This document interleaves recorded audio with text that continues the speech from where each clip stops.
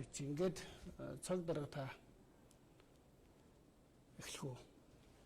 За үндсэн хуулийн нэмэлтийн асуудал үнэн хэрэг дээр 99-2000 оны 7 гэж бидний ярьдагтай үзэх юм бол хоёр дахь удаага их хурлд одоо хэлцэгдэх хэмжээнд хэлцэж байна л да.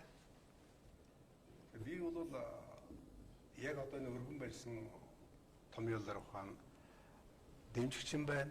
Бас бодосоо гэсэн зүйл байгаа учраас бас илэн далангүй яриа гэж бодож байна. Яг орон даяар одоо нодлонгоос хойш л янз бүрийн хэмжээний одоо хилцүүлэг маягийн тийм ээ явагдж ирлээ. Одоо сая ч гэсэн улсын их хурлын гишүүд эхний хилцүүлэг хийсний дараа тойрогтой очиж төслийнхаа талаар одоо ухуул сурталчилж олон түмний санаа бодлыг сонссон. Тэгээ яг одоо үндсэндээ бол үндсэн хууль гэж юм чухам юу юм гэдэг одоо бас нэг товчхон ярьж ухаарахгүй болмооргүй юм санагдав. Юу гэхээр зэрэг одоо чимэн дуу хэлсэн үг байл л да. Үндсэн хууль одоо алганд багтсан Монгол улс гэж. Энийг задлж бодох юм бол одоо их учир утгатай гүнзгий санаатай ийм зүйл гэж би одоо хүртэл бодож явдیں۔ Яг л Монголын нийгэм бүхэлдээ, Монголын төр бүхэлдээ, Монголын амьдрал бүхэлдээ оршин тогт хамгийн суур юмыг бид нь одоо хүндэх тухай ярьж шít. Тэгээ 1992 оны үндсэн хуулийг одоо хэлэлцэн батлах боловсруулах үед орж явсан хүний хувьд өнөөдрийн одоо энэ яриад байгаа зүйлийг бас янз бүрийн өнцгөөс нь ярьж болох юм байгаа юм. Тэгээ зэрэг одоо яг үндсэн хуулийн төвшөнд зохицуулъя гэдэг 4-5 санаа хэлж байгаа. За энэ дотроо бол тэр эрх мэдлийн хуваарлах асуудал бас хөндөгдөж байна л да. Тэгээ бид тухайн 92-ны үндсэн хууль ямар юм хийсэн гэхээр зэрэг маш тодорхой энгийн хийсэн. Нам төвтэй улс төрийн тогтолцоог солиод 70 жил болсон одоо энэ загвар биш байна гэж ингэж нийтийн жишээ дагаж ингээд ингээд ард түмний одоо сонгосон төлөөллийн байгууллагад дамжиж Монголын нийгэм удирдах залах төлөөллийн байгууллагын дээд эрх мэдэлтэй ийм юм хийсэн байсан. Өөрөлд одоо бидний ярьж байгаа парламентын цэцгэлтэй байна гэсэн ийм юм хийсэн. За гэтэл энийг одоо бидний ярьж байгаа одоо дордуулсан 7 бол сэгэлж хайсан. Эрх мэдэл хуваарлах зарчмыг хөндсөн. Тэгэхээр одоо бол энийг цааш нэг гүнзгийрэл дахиад нэг алах мэх гэж байгаа юм шиг ингэж бодогдож байгаа. Би зүгээр одоо шүүлж байгаа талаас эхэлж ярьж штэ тэ. Энэ юу хэлж байгаа гэхээр зэрэг ер нь эрх мэдлийн хөндийн төвийг одоо бидний ярьж байгаа парламентын засаглаас хөндөрүүлж ерөнхий сайдын эрх мэдэл төлхөө болох. Ерөнхий сайд намын дарга байгаад их хурлаачтай мэд зангидах, засгийн газар ажилласан зангидах ийм рүү хазааж явж байгааг би харж байгаа. Энэ би бүхэлдээ бол одоо бидний 92-ны үндсэн хуулийн үзэл баримтлал ингээд нурж эхэлж байна гэсэн юм бодлоготой байгаа. За юу тодорхойл хийж юм гэхээр засгийн газрыг одоо их хурл томилох огт мэдлэг болж. Тэгээ ерөнхий сайдыг л томилно босд нь одоо их хурлын шүүлтүргүү ард түмний одоо ардчлалын тэр байгуулсан тэр төрийн шүүлтүргүү болох нэг юм байгаа. Энэ ч хоёр талтай гэсэн үг. Яг манайхан бол одоо ярьж ил да одоо энэ одоо 27-8 жилийн хугацаанд тухайн жил 8 сарын настай засгийн газар байлаа энэ гэж ярьж шít. За яг факт бол үнэн. Тэгэхээр энэний хамгийн гол шалтгаан би эргээд 2000 онд хийсэн 99 онд дамж хийсэн нөгөө 7 нэмэлтээр нэгж авч болоод байна гэж үзэж байна. Тухайн их хурлын гишүүн сайд байж бодно гэж хэлчихээ зэрэг улсын их хурл бас өөрөө сайд болох хүсэлт юм уу давтаад ингээд ерөөсө тэр чинь хамгийн том одоо байнга солих юм үндэслэл болж байна. Тийм хүчин зүйл болж байгаа. Ийм тал байгаа. Тэгэхээр би энд ямар нэг зүйл улсын их хурлын гишүүн тэгэхээр одоо нөгөө нэг гишүүн сайд болдог ч боли багасхыг гэж ярьж байгаа мөртлөө 5 сайдыг үлдээх гэдэг шүү дээ. Тэгэхээр нийгэм өссөн зөвтгöd 92 оны одоо юу аваачих юм л одоо их онохын гэж би бодож байгаа. Хоёрын хооронд хагасдаггүй тийм дутуу алсан байгаа шиг хийж болохгүй гэсэн ийм байсан. Давхар дээл тайлчиж гэж. 100% тайлах хэрэгтэй гэж. Ерөнхийдөө олон нийтээс ч гэсэн гарч байгаа саналууд бас тийм байх шиг байгаа.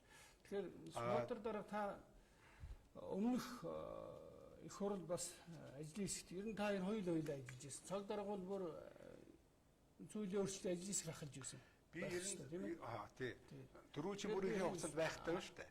Нэг ажлын хэсэг ахсан хамгийн анхных нь гэдэг юм уу те. Тэгэхдээ би бол 7 нэмэлтийн өвчнгүү болгоод ажиллах болно гэсэн ийм байр суурьтай байсан шүү дээ. Тэгэхээр энэ үндсэн хуулийн өөрчлөлт гэж яриад байгаа өөрчлөлтийг үндэслэлээ гаргахтаа бол 3 парламент дамжиж хэлцэгдсэн. Тэрийг л аль болохоор шигшсээр байгаад өнөөдрийн төвшөнд хүрлээ гэж үзээд. Яг уу энэний бас нэг үг түүхийг товччихсан бас телевиз үзэгчтэй бас хэлхэн зүг баг. Ер нь бол анх бол 2008 оны 7 сарын 1-ний хэрэг явдал болоод тэгээ Монгол ардын тухайн үеийн Монгол ардын хувьсгалт нам ардсан намаас зөвшөлтслээ төслийн ажлын хэсэг байгуулагдсан. Тэрэнд ардын хувьсгалт намаад Монгол ардын хувьсгалт намыг төлөөлж би энэ Нутган баяр, Сүв Батболд, Мөнх Оргил эднэргээд бид нэр одоо төлөөлж оролцсон байдаг. Ардсан намаас одоогийн ерөнхийлөгчийн тамгын газрын дарга Зээн Хуулд, одоогийн ерөнхийлөгч Бат Тулга, Сайхан Бэлэг, Баяр Цогтнар гээд оролцоод ингээд энэ 7 сарын хэрэг явдлаас дүгнэлт хийгээд ер нь сонгуулийн системийг шинжилгээ, ер нь цаашлаад үндсэн хуульдаа ер нь нэг нэмэлт засвар хийх зүйтэй юм байна гэдэг ийм тохиролцоо хийсэн.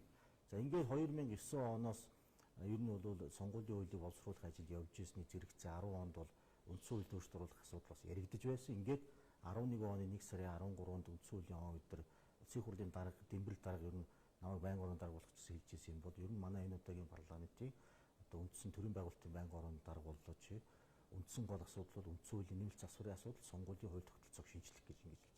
За ингээд улс төрийн тохиролцооны үүднээс бид ингээд ажиллаж ирсэн үрүүд сонгуулийн ажлаа явуулахын хажуугаар яг үндсэн хуулийн асуудлыг судлаач гэдэг ажлын хэсгийн улсын хурлын одоо гишүүдийн 40-од гишүүн оролцсон ийм тэгээд ажлын хэсэг маань 50 хүнтэй ийм өргөн бүрэлдэхүүн ажлын хэсэг байгуулж ажиллаулсан.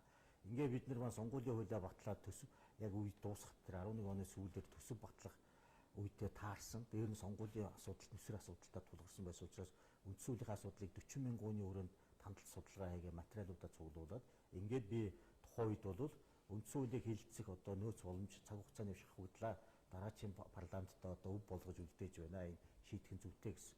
За тэр үед бол энэ Нямживын Батбаяр гишүүн бол манай ажлын хэсэгт идэвхтэй орж ажиллаж байсан. Ингээ 16 онд гарч ирсэн улсын хурл маань дахиад одоо манай энэ асуудлыг үргэлжлүүлэн улсын хурлын төвшөнд цог даргаар ахлуулсан ажлын хэсэг байгуулж ажиллаулаад дүгнэлтээ гаргасан. Тэгээ цог даргын ажлын хэсэг бол 7 өөрчлөлтийг одоо засах хүрээнд бол нэмэлт засвар хийх шаардлага байна гэдэг. 12 он. Ингээ бидний 12-оос 16 он уучлаарай 16 он хэрэг. 12-оос 16 оны үед тэгтээд дараа нь залгуулад Батбаяр нарын өргөн бүрэлдэхүүнтэй гишүүд улсын хурлын одоо ажлын хэсэг бол ажиллаад яг нэмэлт засварын төслийг бидний оруулсан төслөөс гадна яригдчихсэн болоо яригдаагүй юм зүйлсийг оруулаад ингээ өргөн бариад хэлцүүлэх шатанд хууль зүйн байнгын орон дээр аваачаад ингээд зогссон байгаа. Ингээд сая 16 онд гарч ирсэн парламент маань Дүндээ Жантан нарын гишүүд маань ингээд бас улсын хурл ажлын хэсэг байгуулдаг. Ингээд улсын хурл 3 парламент амлсан улсын хурлын төвчний ажлын хэсгийг одоо 3-4 ажлын хэсгийг байгуулж ажилуулад ингээд нэмэлт өөрчлөлт оруулах нь бол тодорхой юм байна. Гарцаагүй юм байна. Ийм өөрчлөлт орно. Тэгэхээр саяны улсын хурлын оруулж ирж байгаа төслийн үндсэн санал санаачлагыг бол би дэмжиж байгаа юм.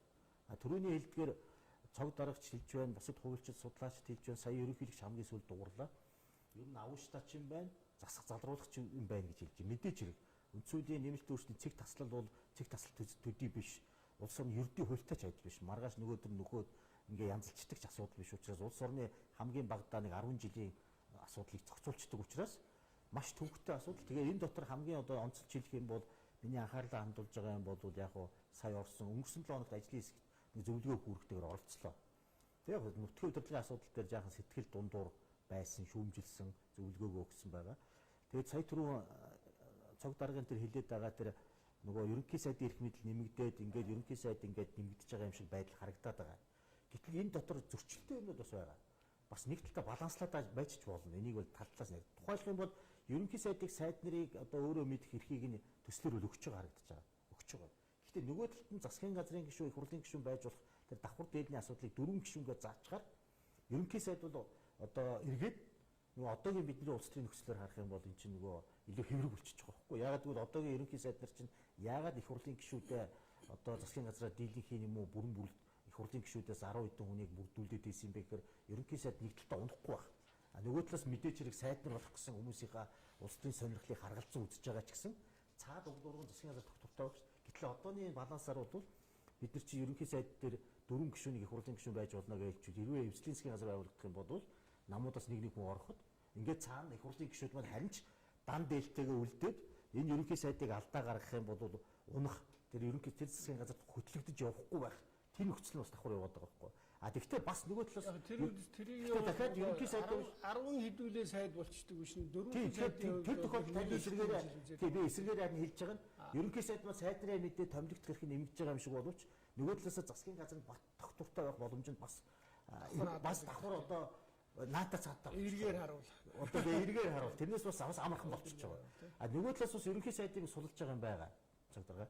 Сүүлдээ сам тураасан юм дээр би сэтгэл дундуур байгаа нэг юм бол юу байгаа. Аймаг нийслэл сумын засаг даргыг бид иргэд шууд сонгодог байх юмыг би өмнө ажлын хэсгийн шатанд одоо 8 жил сумыг гэж яг одоо дүүргийнхэн тустай байгаа. Сүүлд ажлын хэсэг дээр. Сумыг бол 8 жилийн өмнө сумын засаг даргыг иргэдээр сонгох юмыг би ямар тохиолдолд нь зөвшөөрж ирсэн бэ гэхээр сумдад орон нутгийн ардчлалыг үнэлгэрүүлээ шууд иргэдийн мэдэлж өөрөө удирдахсны орон зай дээр гүйцэтгэх байгууллагын толгойлогч иргэд өөрсдөө бас алдсан онсон жингээ шийдэх нь бол буруу биш юм аа. Онол зарч байгаа практик талаасаа ч гэсэн зарим сумдтай бол асуудал гарна. Томилгоо их шаардлагатай сумд би жишээ нь замын үед сумыг бол засгийн газрын хяналтанд авах шаардлагатай.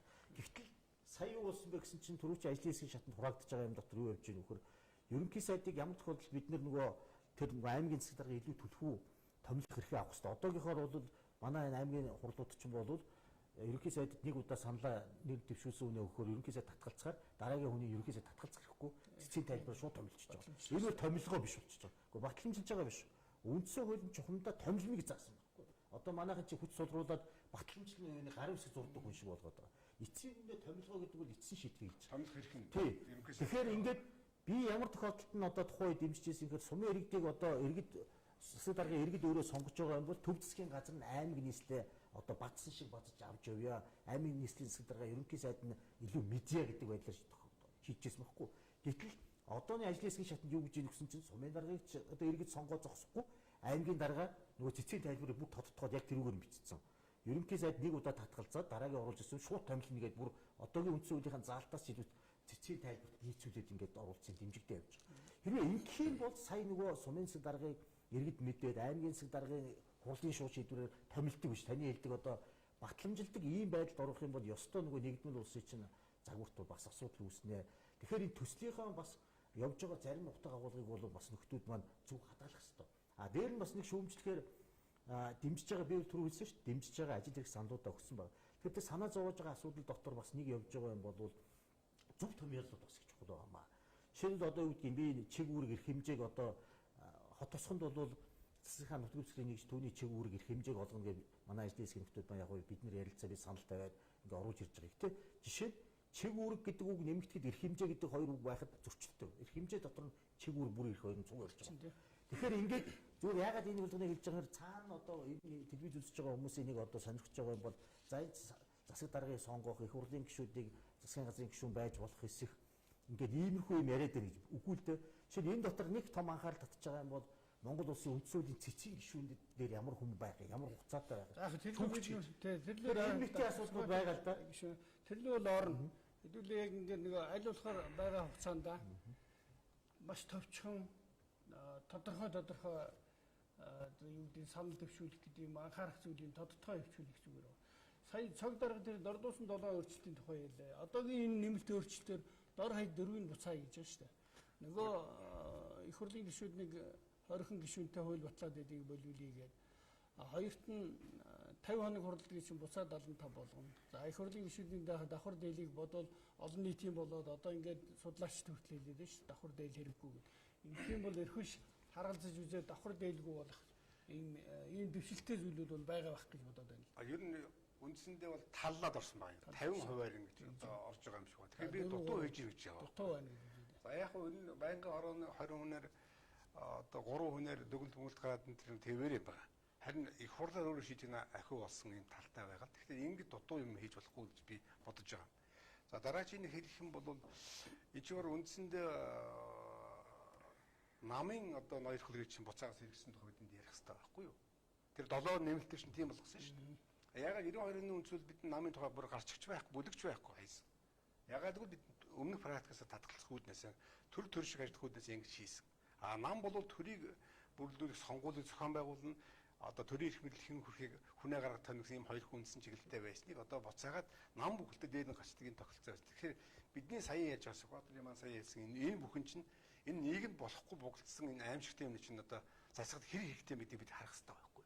Энэ үднээс их бодох хэрэгтэй бас байгаа. Зөвхөн би бол дэмжих юм болон байгаа. Тэгээд та нар 92 онд шүү дээ батлагтаа бол нэг намын дарангуйлд байна. Ерөөсөө төрөө намын дээр гаргыг баталсан шүү дээ. Уг нь бол улс төрийн тогтолцоо өөрөө. Гэтэл одоо нэг нам биш бүх намууд тэглгүй яах. Түүнийхэн дээр гарчаад тэглгүй яах. Тэгэхээр улс төрийн тогтолцоо гэж юм байх юм бол голд нь төр өөрөө байна гэж ингэ хийсэн чинь хараа ерөнхий сайдд хэд их эрх мэдэл олгосноор тэр энэ намуудыг улам одоо бэхжүүлж ийн гэж ойлгож байна.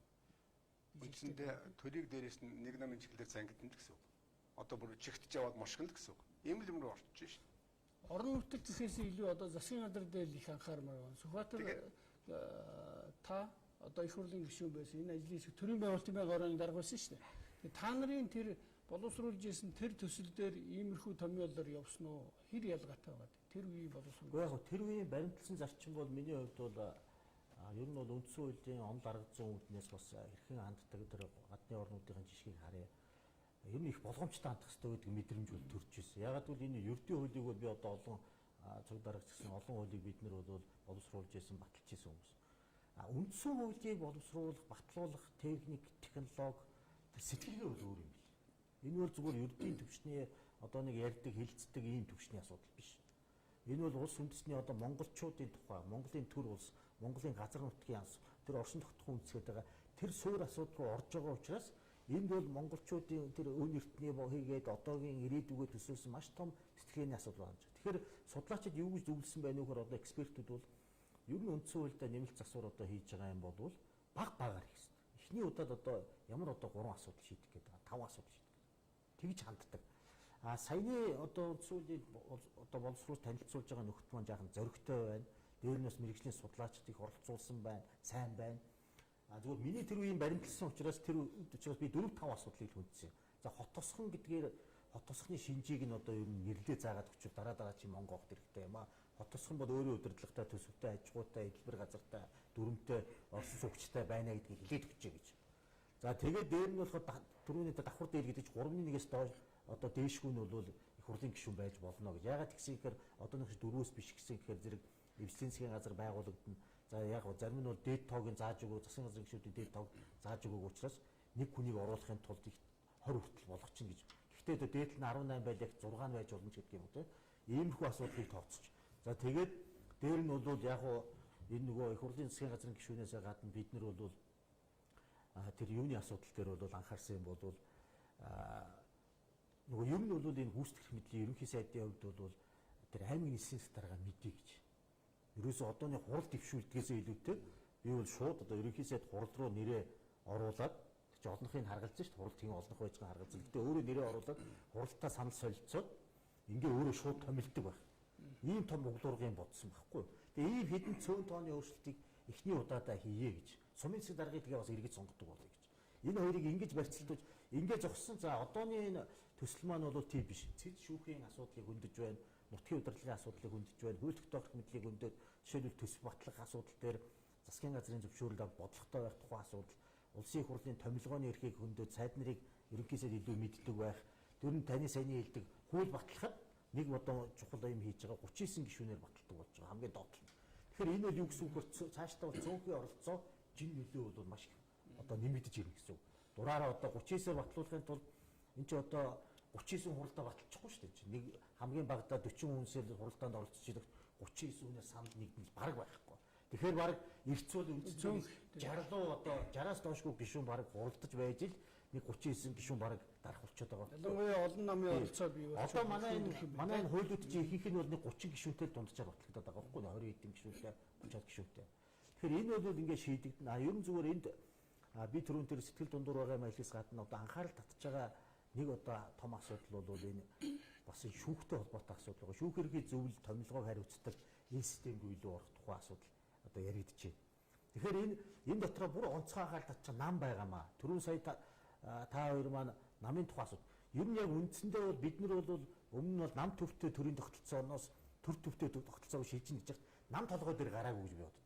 Намын нэрээр нэг хэдэн цөөн үлэглэл гарч нойрхдаг болчиход байгаа байхгүй. Одоо харин миний бодоод байгаа юм бол энэ сая сонгуулийн тогтолцоо гэдэг үгийг авч яхаар энэ гишүүд санал нэгдсэн суулг байна. Ерөө ингэх юм бол энэ буруу. Бид бол жинхэнэ намыг нам шиг ойлгохын тулд бэхжүүлэх хэрэгтэй. Нам бэхжиж байж нэг нам шиг төрхөө олсон байж Монголын төр чангарна. Тэгэхгүй одооний яваад байгаа нөхдүүд чинь бол намын нэрээр зайдалж байгаа бүлэглүүд байгаа байхгүй. Тэгэхээр нам ягаа бэхжихгүй, институцгаа бэхжихгүй байгаа гэхээр сонгуулийн зөв хийхгүй байгаамаа. Намын ардсан чанар одоо намд энэ төсөл дотор нэг сайн зүйл билээ. Намын дотоод зохион байгуулалт ардсан зарчим нийцсэн байна гэж. Нийцсэн байна гэж. Одоо яаж ийм хөр зэрэг намууд бол өөрийн хяналт байхгүй. Улс төрийн намын тухай хуулиар дотоод хяналттай холбоотой шүүхэд хандаж болохгүй. Намын хяналтын байгууллага үйл хэрэгсдэг дотроо. Гаднаас нь төр иргэний хяналт байхгүй. Нэг аудитын тайлан гаргадаг гэдгийг хэн ч олж мэддэггүй. Шаардлага тавьж чадахгүй. Сонгуулийн үед сонгуулийн ерөнхий ороотооны харилцаанд ордог бүртгүүлэхээр дээд шүгтэй харилцаанд ордог. Ийм Би байна. бол Тэгэхээр би энэ ингэж хяналтгүй ойлголоо. ардсан Ер нь зарчмын та нарын өмнөх парламентийн үед ч гэсэн ер нь ажлын эсгүүдийн хөндөжөөсөн асуудлууд бол бараг л яг тэр чигээр юм байна. Томьёол дээр яахан юу. Та бол ер нь аль болохоор баг хөндөх ёстой гэж яриад шүү дээ. Цог дарга бол бүр тэгдэг асуудал. Долоогоо буцаа өмнөх одоо 92-ийн сайн байдаг. Долоогоо тухайлбал шүү дээ. Нийгэм ингээд байгаа. Ялангуяа цог дарга таач гэсэн нэгжсэн санагдаж байна.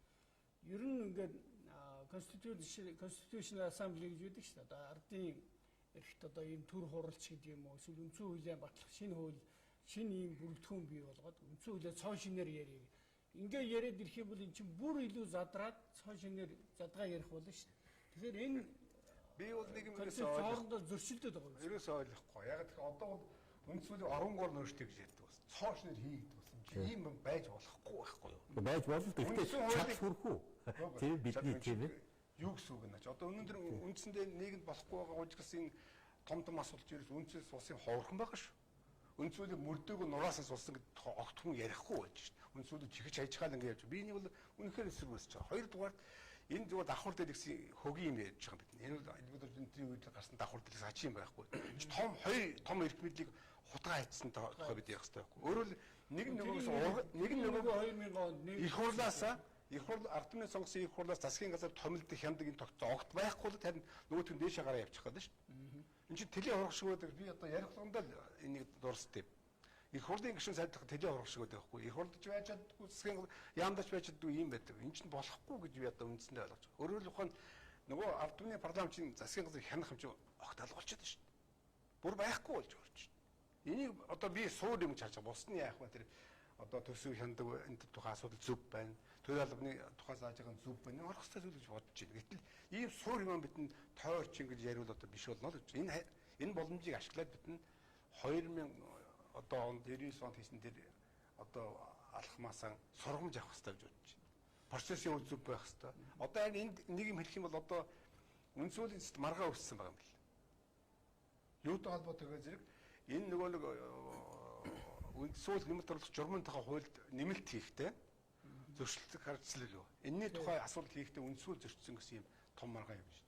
Энэ маргаан байгаа үүссэн нөхцөлд үндсүүл хилцдэг нь өөрөө хүртэл их зовлонтой бэрхшээлтэй. Эргээд тухайн маргах юм бол энэ асуудал бүхэлд нурах юм харж байгаа байхгүй. Энийг бид өнөөдөр хинч ярихгүй. Зөвлөлт санал асуулах чинь бол зөвхөн олон нийтээр хэлэлцүүлэх биш юм байна. Нэг нь л байхгүй. Биш юм байна. Хамгийн гол нь тэр нөгөө үндсүүл нэмэлт орлох журманд баталсан хуулийн огт хүндж болох юмд оруулаад гүгээд орсон байна. Энд чинь ерөөсө болохгүй асуудал энэ байхгүй. Гогтөгээ болно шүү гэдэг юм болгоомжтой сүдс энийг хэлж байгаа. Нэмэлтийн тухай хуулиа өөрчлөлтөө ийм оруулсан гэж ярьдаг юм шүү дээ. Огт хүндж болохгүй харьцсан юмас дундуур нь гүйж ороод дундгцсан байж. За Монгол Улсын өнөөгийн одоо энэ байгаа байдал гэдэг юм энэ хөгжиж чадахгүй байгаа энэ бүхэн бол үндсэн хуулиас нэгтэй хамаатай биш ээ гэж. Би бол үндсэн хууль бол зөвхөн тусгаар техникийн баримтч биш ээ хангалтгүй. Энэ бол хөгжлийн баримтчиг байна. Тийм учраас өнөөдрийн бид гурав одоо энэ нэвтрүүлгээ бид нараас хөгжлийн хөтөч гэдэг. Үндсэн хууль хөгжлийн хөтөч. Яг миний бодлоор том алдаа байгаа. Үндсэн хуулиар хөгжлийн одоо мөрийн хөтөлбөр ерөөс биш байхгүй юу? Өөрөөр хэлбэл тэдний хугацааны дараа дуусна тэгнэг нэгсэн биелд гараад хууч бидний ойлголтоор огт тис өөр. Энэ манай суур фундамент байгаа байхгүй юу? Нийгэм амьдралын бүхрээ бид түрүүс алганд багтсан Монгол орн гэж юу хэлж байгаа? Ганцхан төрийн тогтолцооны эрх мэдлийн тухай биш. Бүх юмыг зангидсан юм суур юм байгаа. Тэндээ уран гарч байгаа төр тус байгаа тусгаар тогтолцоо. Энийг бид сухадар гэсэн ард түмний энд амьдарч байгаа ард түмний хөгжил дэвшлийн хүсэл үндсэн хуулийн зоосон бодлогын хандаагүй хөтөлбөрөөс бодлогоос гажиж байна. Яг энэ дээр саналаа хэлэх гэсэн тийм ээ. Энэ дээр бол нэг юм асуудал байгаа. Манай үндсэн хуулийн одоо гол концепц тэр юмнууд бол мэдээж хэрэг төрийн байгууллагын асуудал бол байгаа. Хүний эрх хэрэгчлээ үнэт зүйлийн тухай асуудал, монголчуудын эрхэм зорилго гэдээ байж байна. Тэгээд энэ дотор нэг асуудал байгаа. Зөвхөн Монголын үндсэн хууль бол тухайн үед бол нийгмийн нэг байгууллагыг нөгөөгөөр халах ийм одоо үүргийг гүйцэтгэх хувьдаа бол тодорхой суурийг тавих ажиллагааг бол хийхээс гадна одоо ингээд 27 жил өнгөрсний дараа зарим зүйлийг бол цаг үедээ бол зөв байсан, зарим зүйл нь одоо бол биднийг таны саяны хөгжил үед татаж чадахгүй юм бол байна. Тухайлх нь нутгийн удирдлагын асуудал бол яах аргагүй тэр үедээ чиглүүлэх гээд бусад улсын үндэслэлтэй харьцуулах юм бол нутгийн удирдлагын ямыг хатуу зааж өгсөн. Жишээлбэл нутгийн удирдлага байгууллага нь бүх шатны иргэдийн төлөвчтэй урал байна. Монгол улсын хэмжээнд одоо тэр засаг даргын тамгын газар нь яг ингэж байд. Засаг даргыг яг ингэж л томилно гэж заасан. Гэтэл дэлхийн улс орн нутгийн удирдлагын асуудлыг тусгай хуулиар зохицуулна гэж орхиж байна. Тэгээ яагаад гэвэл нутгийн удирдлагч өөрөө хотхон, тосхон, аймаг, сум дүүрэг гэх энэ бүх хэлбэр чинь гадаадд байна. Гагцхүү сонгох, томилох, журам, удирдлагын хэд маягууд аюул олон талтай. Яг уян хатан байдаг. Уян хатан байдаг. Гэтэл тэр үедээ бол чирэн төгс нарын тэр одоо манай цог даргад нарын тухай үед баталчихсан үйл бол зөв. Ягаад гэвэл тэр үед нийгмийн байгууллагын талаар бид ойлгохгүй учраас юмыг задлаа тавиад туучихгүй нэг юм хатуу хашаа зааж өгсөн. Одоо бол яаж юм нутгийн удирдлагын хэсэг бол таны хэлдгээр нутгийн удирдлага орон нутгийг хөгжүүлэхэд бол хоцрогдол авчирч байна. Энэ бол түгжээ бас байна. Имийг нэг орон нутгийн ардчлалын чинь боогдоод байна шүү дээ. Нутгийн өрөөдөд байгуулах заавал ягараа ганцхан одоо аймаг сум иргэдийн хурал байх хэрэгтэй. Энд чинь хороо хотхны, тосхны өөр удирдах байгууллага ирэхийг бид воочоод байна шүү дээ. Үндсүүл. Жишээлбэл энэ асуудал бол жишээлбэл яг харахгүй үндсүүлд гар уржиж орон нутгийн тэр ардчлалыг хөгжүүлэхэд цаад болж байгаа юм дэр юм байна. Нөгөө талаас бас гүйцэтгэх мэдл их хурлын төвшөнд ягаад их хурлыгаа стратегиуд гол шийдвэр гаргадаг парламентын бүгд найрамд тус байсныг алдалгүй бид ингэж улсын хурлдаа маш их хөгсөйг тэр үед ерөнхийлөгчийн удирдлага руу ганцаар захирах тэглэмээр орчих магадлал ихтэй өмнөх нийгмийн улбаа байсан. Түүнийг болиулахын тулд хамтын удирдлагатай 76 хүн асуудал шийддэг байхын тулд тэнд бүхнийг тавьж өгөхөөс гадна ерөнхий сайд гэдэг хүн дангаараа ч гэсэн хүччихгүй байхын тулд зарим одоо боломжуудыг хязгаарж их хурлтайгаа илүү татаастай хамааралтай байхаар ингэж байсан. Одоо яаж юм? Одоо бид үндсэн хуулийн агуулгаар олон хяналтын механизмууд иргэний нийгмийн болон төрийн бусад юм зүгшилд ирэхээр бид ерөнхий сайдын хууль биелүүлэх ажлыг хариуцж байгаа юм чинь хангалттай их мэдлжүүлээгүй байна гэдгийг хариуцлага хүлээх хэмжээнд тийм байна гэдгийг чинь судлаачид тогтоогоод олон том мэдрээд байгаа учраас заавал шүттэй болох гэж байгаа. Бусад улсын адилхан ерөнхий сайдын эдэлдэг хамгийн наацхан эрхүүдээр нь хангаж өгөхийн тулд үндсэн хууль бас юм. Энэ үднээсээ таны хэлэх юм бол удирдлагын талаас нь ярих юм бол иргэдэд одоо харж байгаа талаас нь ярих юм бол хөгжид хүрэхэд бас чаад одоо саад болоод байгаа чагт тэр зүйлүүдийг бол бас жоохон суулгах шаардлагатай. Эрг боолтыг тий. Хуучин бол бид нар чинь бүх юм бас жоохон зүглүүл чиглүүлж өгөхөөднөөс жоохон хатуу хийж өгсөн тал бай. Дур зоргоороо хүмүүс аваа явчихгүй. Гэх мэт юм бол энэ хөгжилтэй нь холбох юм бол үндсэн хуулийг одоо түрүүн танд хэлсэн энэ бол мөрөө хөтөлбөр биш гэж цог дарга хэлдэг үнэн. Энэ бол гэхдээ яг засгийн газрын бодлогын хөтөлбөр биш. Энэ намын мөрөө хөтөлбөр биш. Энэ бол монголчуудын эрхэмлэх тэр зүйл рүү аваачиж байгаа. Тэгэхдээ тэр нь гол суур фундаментаа тавьж өгж байгаа зарим юм дээр зарим юм хитрхи одоо нэг одоо хатуу хөтөө тэр суурэ тавихтаа буруу зүрүү жоохон хийцэн юм а баг зэрэг янзлах асуудал явж байгаа. Түүнээс тэр чи хараа би зүгээр та ихтэй би энэ дээр ерөөс огтхонч одоо санал нийлэхгүй байна. Яг тэгэхээр ерөөс улс орныг үндсэн хуулжуулах гэдэг энэ хөдөлгөөн явахд биш. Аль болохоор юм ерөнхий бүдэг амьгүй өөрөөр хэлбэл ахуй амьдрал те одоо нийгмийн тэр хөгжиж бүх юмнаас нь салгаад ийм тунхагийн шинжтэй тэгээ хоорондоо төрийн байгууллагууд нь нэг тийм эрх мэдэл хуваарлах гэдэг юм хяналтын цэвэр гэдэг ийм юмар ингээд хоосон хөөцөлдөг юм болчоод эдийн засгийн одоо төв банк мөнгө санхүүгийн тусад нь авчдаг. Нөгөө байгалийн баялаг юм мөн үндсэн хуулиндээ ерөөсөө ордгоо. Тэр нь цаана органик хууль гэсэн нэр дотор бүгд ингээд одоо савирч яадаг нэг ийм л юм руу орчод байгаа. Тэгэхээр би таяг одоо энэ асуудал руу онцгой анхаарч хийж. Монгол улс яалчгүй одоо цаашдын хөгжилж гисэн энэ уул уурхай бараг 90% нөлөөтэй байх нь. Экспортч тийм болчиход байгаа. Тэгэхээр энэ эрдэс баялагийг нөгөө 6-гийн 2 биш үү? Энэ байгалийн баялаг эрдэс баялагийг яаж одоо ард түмний өмч болгож дундын байл хариуцлагатай байл. Тэгээ энийг зөвхөн одоо нөгөө хэн өмчлөх үү гэдгээс хамаарахгүй. Манай ер нь аюулгүй байдал тусгаар тогтнол, эдийн засгийн аюулгүй байдал, газар нутгийн аюулгүй байдал. Тэгээд энэ дотоод улс төрийн талцлын хамгийн хэрүүлийн алим чинь байгалийн баялаг болчиход байна. Энийг тэгэхээр одоо зохицуулах гэх нэг заалт явж байгаа шүү дээ. Яг тэрийг нэг заалт хоёр өгүүлбэртэй нэг заалт явна лээ. Тэгэхээр эхнийх нь яг 92 оны 2 хуулаад хийцсэн байгаа байхгүй. Чи ингэж хийж болохгүй нэмэлтийг бол нэмэлтийн тухай л хийх хэрэгтэй байхгүй. Байгааг нь хуулчаад хоёр дахь заалт нь болохоор зэрэг арай өөр маягтай тийм ээ. Тодтгсон юм байна. Тэгэхээр үндсэндээ энэ одоо 27 жилийн түүхэд Монголд үндс хууль яаж зөрчилдөгийг харуулсан юм л болж байгаа. Үндс хууль нэг юм зоодог, үнэн хэрэгдээ өөр юм хийдэг. Дараагийн гарсан үйл нь үндс хуулийг зөрчсөн хууль гардаг. Ашиглалтын хууль тийм шүү хин дуртаа нь авчулдаг, хин дуртаа нь эзэмшүүлдэг, өмшилж болдог. Лицензээр одоо харьцангуй дэвшилтэй заалууд хамаагүй байхгүй. Яг одоо энэ дээр би үндс хууль төрөхгүй. Тэгэхээр зэрэг үнэхээр одоо манай эдийн засгийн аюулгүй ерөөсөө Монгол улсын аюулгүй бүхэлдээ оршин тогтох асуудал бүхэлдээ энд хамаарч байгаа. Тэгэхээр хамгийн гол нь энэ байдлыг одоо бид ард түмэн шудрагсаар хуйлж чадж ийн хөвчөд байхгүй. Эдхэн одоо нөлөөтэй үнэ гарт орсон ингээд явчихж байгаа. Энийг тэг шудраг хуулийг заалт одоо яваад ш. Тэрийг нэг дэвшилтэй гэж үзээд байхгүй харьцангуй. Яг тодтогж байгаа асуудал зүйтэй. Буруу юм бол харин байхгүй байгаа байхгүй. үндсүүл гарсан одоо ашиг тэмцээлийн хууль бус хууль нь болчихгүй ингээд завхраад байна шүү дээ. Одоо үнэн хэрэгдээ амьдрал дээр юу болчих вэ гэсэн үндсүүлээр нулимж хайшгаад лиценз авсан хүн нь одоо хувийн өмчийг аашлаад ингээд явж шүү дээ. Оюутгаагаа хаар. Таван толгой хаа гэдэг харахад ард түмэн юу хүртэж байгаа хүртсэн байхгүй.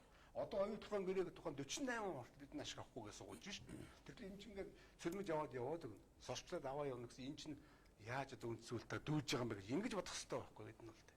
Энэ дээр зөвхөн хоёр асуудал сая та хөндлөө. Нэг нь бол үндсэн хуулиа одоо энэ тунхны шинжтэй биш детальчилж наривчилж заах хэрэгтэй.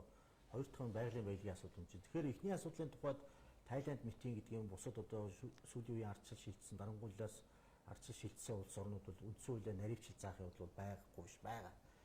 Байгалаа гэд одоо юм дээвд одоо сүрхий болж байгааг бас судлаа. Ер нь бол энэ асуудал дээр бол гол нь үндсэн хууль бол тунхагтай биш.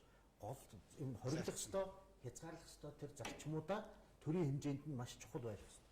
Хоёр дахь тэр асуудал нь бол ийм асуудал байгаа. Байгалийн баялагын тухайд бол заалтууд нь бол цог даргын нэг юм хуваалцаж байгаа. Байгалийн баялаг бол ард түмний мэдл төрийн өмчт байна гэсэн заалт нь байж байгаа. Монгол улсын төр бол үндэсний эдийн засгийн аюулгүй байдал бол нийгмийн хөгжлийн зорилгод нийцүүлэн эдийн засгийг зохицуулна гэдэг заалт нь байж байгаа. Тэгээ гол асуудал юунд вэ нөхөр ажиллаа бид үндсэн хуулийн асуудал болгож хувирахаар үндсэн асуудлаас сатараад байгаа. 1997 оны төрийн болон 96 оны төрийн болон орон нутгийн өмчийн тухай хууль. Төрийн болон орон нутгийн өмчийн тухай хуулиа бид 13 жил өөрчилсөнгүй. Тэгэхээр бид одоо яах ёстой? Яах ёстой гэхээр нийтийн өмчийн тухай хуулийг гаргах ёстой. Нийтийн өмч дотор юу байгаа? Энэ бол төрийн орон нутгийн өмч мөн олон нийтийн байгууллага гэж. Тэгэхээр нийтийн гэдэг чинь ард түмний юм шүү дээ. Ард түмэн гэдэг чинь тэр төрийн ч яриад байгаа юм байгаа юм, орон нутгийн ч гэдэг байгаа юм, олон нийтийн ч гэдэг. Тэгэхээр нийтийн өмчийн тухай хуультай болохгүй байна. 13 жил юм тэгжиж бид баялаг засаглал тэр одоо яриад байгаа тэр менежмент хүртээмж иргэдэд өгөх баялагын сан гэдэг.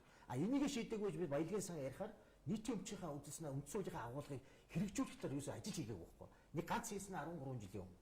Тэгэхээр энийг засаг сайжруулах ажлыг бол хийж иж сая энэний асуудал руу орох хэрэгтэй. Энэ талаар толгой чилээхгүй хийж хамгийн түрүүнээс үндсэн хуулиар оролтно гэж ярьдаг. Үндсэн хуулийг өөрчилнө гэж ярьдаг. Энэ бол үндсэндээ үндсүүд хөрлөмөр шилжих гэсэн үг байхгүй юу? Нийтийн өмчийн асуудал дээр шил одоо би маш тодорхой юм. Үндсэн хуулийн залтыг одоогийн ашиглалтын үед яаж зөрчиж чинь гэж хамгийн том асуудал гэхэд одоо манай намууд ярихгүй. Тэрнийхэд төрийн орд газрын төрийн эзэмшлийн хувь хэмжээг л яриад эхэлж байна. Тэгээ ярихаар энэ барууны хуульцсан. Барууны орнууд тэр орд газар чинь хувийн өмч үүдэг байхгүй. Гэтэл үндсэн хууль нугасаа төрийн өмчт ард түмний мэдээлэл чинь 100% тэр орд газар чинь газрын хэмжээ чинь орж байгаа учраас тэр төрийн эзэмшлийн хувь хэмжээ гэж байхгүй 100% төрийн мэдээлэл эзэмшил оролцоотой байгаа. Гагцгүй тэр компани лиценз компани удирдлагад эзэмших хувьцаа эдэргүүл тусдаа.